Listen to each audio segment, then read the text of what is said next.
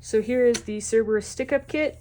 What's included is the stick-up itself, which has 2 MOLLE clips on the back to attach to the daisy chain, the V-buckle to replace the one that's on the back of the pack itself, and then you have a Velcro webbing keeper, keep it all nice and tidy.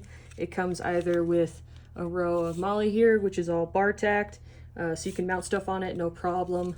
Keep in mind that this is just fabric, and so it can sag a bit depending on what you attach to it, and I would try and get something that attaches on the bottom of a pouch or whatever you're putting on here as well, but strength isn't going to be an issue. And then you also get a vertical puzzle connector, a horizontal puzzle connector, and then the other half of the buckle, so that this is your sternum strap stow kit.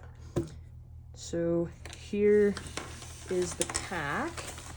What I do with the old buckle is I go ahead and just put it in the counter pull here in the Hypalon. So just tuck it in as far as it will go, and this seems to stay pretty nicely when I'm using everything, so that works really well for me.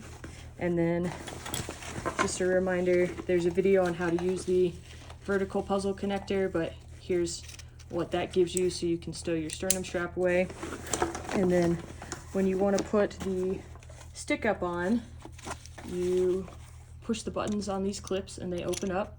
These will already be attached onto the loops on the stick up itself. So you just go ahead and slide this in to the daisy chain and then press down, and you'll hear a nice click on either side. Pretty easy to use, and like so.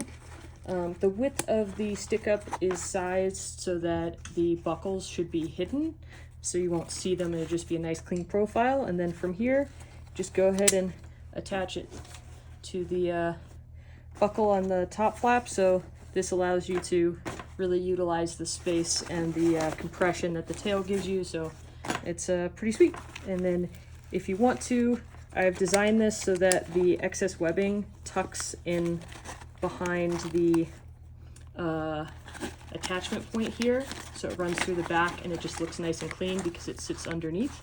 But if you don't want to do that, you can just easily push it up through that slot, and then you can run it in front and you can adjust it more often, whatever you want. But I just thought this looks nice and clean, so gives you a option there. Anyway, it's hard to do with the camera on. It's really not as difficult when I'm looking at it, not through the camera. Alrighty, there you go. So there you go. There's the stick up.